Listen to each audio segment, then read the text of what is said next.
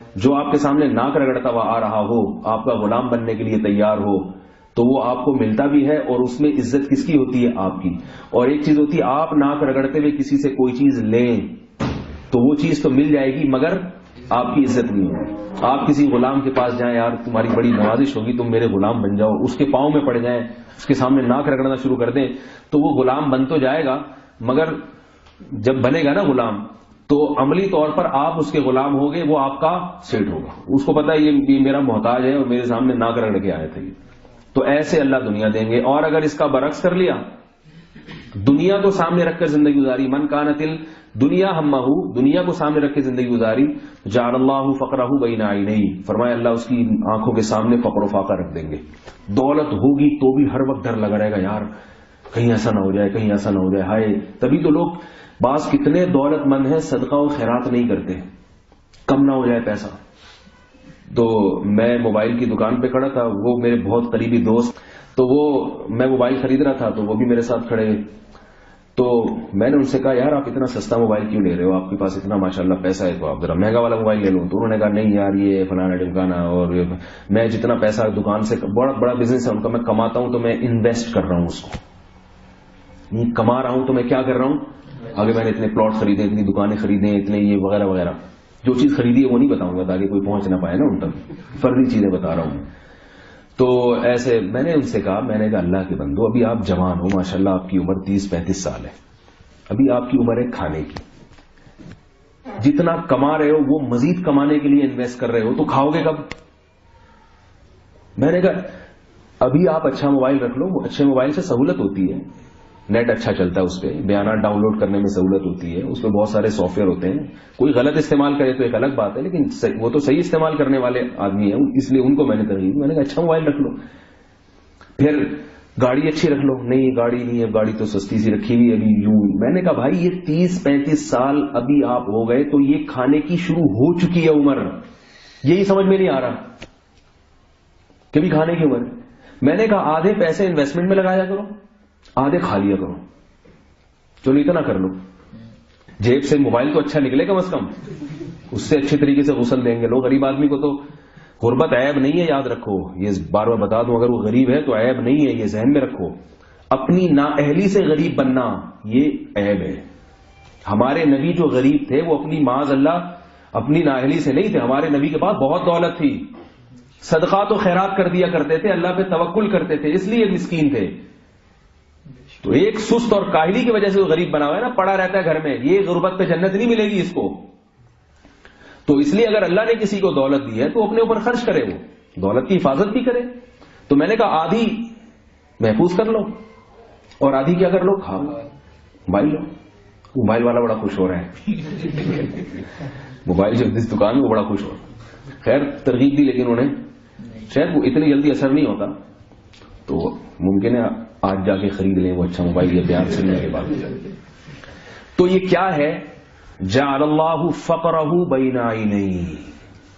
اتنا کچھ ہو کے بھی آدمی کیا سمجھتا ہے مستقبل میں غریب نہ ہو جاؤں. فقر، اس سے وہ غریب اچھا نا جس نے خرچ کر کے کھا لیا پی لیا. میں نے اس کو حدیث سنائی، میں نے کہا دیکھو حدیث میں آتا ہے تمہارا مال وہ ہے جو کھا کے ختم کر دیا، جو پہن کے پرانا کر دیا. جو جمع کر رہے ہو تمہارا تھوڑی ہے، مر جاؤ گے وارثوں کا ہے. تو چلو آپ سوچ سکتے ہو وارثوں کا ہی ہے نا، تو چلو میری اولاد تو فائدہ اٹھائے گی. نہیں، پھر وارث بھی اسی ترتیب پہ زندگی گزاریں گے جس ترتیب پہ آپ نے زندگی گزاری ہے. وہ بھی کہیں گے نہیں یہ کس کا ہے، ہماری اولاد کے کام آئے گا. تو ہر آدمی اس نیت سے جمع کر رہا ہے کہ میری اولاد کے کام آئے گا، اور اولاد اس نیت سے جمع کر رہی ہے میری اولاد کے کام آئے، اور پھر وہ اولاد اس لیے تو کام کس کے آئے گا پھر؟ وہی بات ہے، بڑا مشکل ہے سمجھانا بھائی. کام کس کے آئے گا؟ کسی کے بھی نہیں آ رہا. آخرت کو جو قیامت کے دن جو آخری بندہ پیدا ہوگا نا، اس کے حصے میں اتنے پلاٹ آئیں گے، اتنی زمینیں آئیں گی، تو وہ تو ویسی قیامت کی ہولناکی میں تباہ ہو جائے گا بیچارہ. اس کے لیے جمع کر رہے ہو سب کچھ.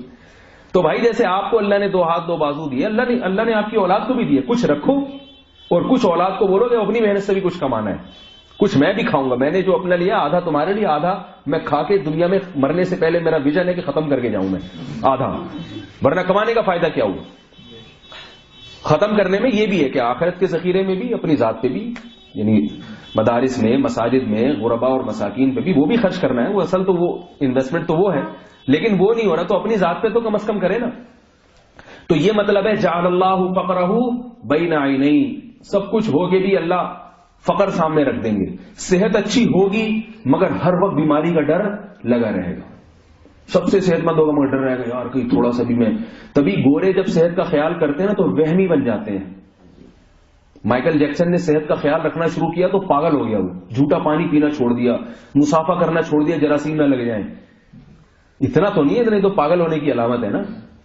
تو یہ کیا ہے؟ جعل اللہ فقرہ بین عینی، جس چیز کے پیچھے آپ بھاگ رہے ہیں اس کا خوف دل میں ہو جائے گا کہ یہ مجھ سے چھوٹ جائے گی، حالانکہ آپ بہت آگے نکل چکے ہوگے، پھر بھی ڈر لگا ہوگا کہ میں اس دوڑ میں کہیں پیچھے نہ رہ جاؤں.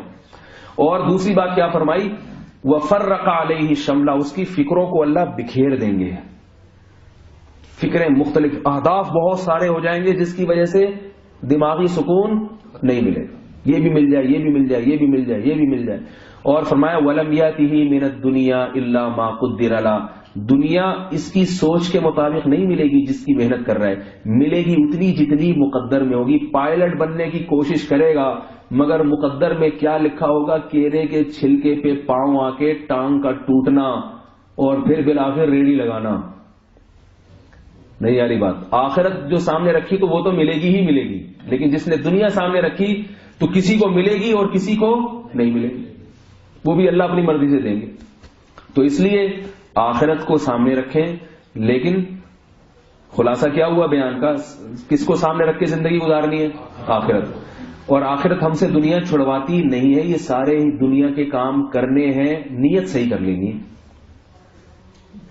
نبی صلی اللہ علیہ وسلم نے فرمایا سب سے بہترین صدقہ وہ ہے جو تم اپنی بیوی کو کھلاتے ہو، یعنی جو بیوی کو نان نفقہ دیتے ہو سب سے بہترین صدقہ ہے. تو گھرداری عبادت بن گئی کہ نہیں بن گئی؟ اب کھلانے کے لیے کمانا ضروری ہے یا نہیں ہے؟ یا چوری کے پیسوں سے بیوی کو کھلائیں گے؟ ہے بھائی. تو پہلی بات کیا ہوئی؟ آخرت کو سامنے رکھنا ہے. دوسری بات، آخرت ہم سے دنیا چھڑواتی نہیں ہے بلکہ ہمیں دنیا کی اور ترقی دلوا دیتی ہے کیونکہ ہم اخلاص کے ساتھ کام کریں گے. اچھا، تیسرا فائدہ کیا ہوا؟ اس کامیابی کو حاصل کرنے کے لیے چلنا یا دوڑنا ضروری نہیں ہے بلکہ دوڑ کے مقابلے میں آنا ضروری ہے. صحیح ہے نا؟ ریس لگانا ضروری ہے. اور چوتھی بات یہ ہوئی کہ ریس لگانے کے لیے ہمیں ضروری ہے کہ وقت سے پہلے کام کر لیں، وقت کی پابندی کریں، اوقات کو منظم کریں. اللہ تعالیٰ مجھے بھی عمل کی توفیق عطا فرمائے اور آپ حضرات کو بھی. سبحانک اللہم و بحمدک، نشہد ان لا الہ الا انت، نستغفرک و نتوب الیک.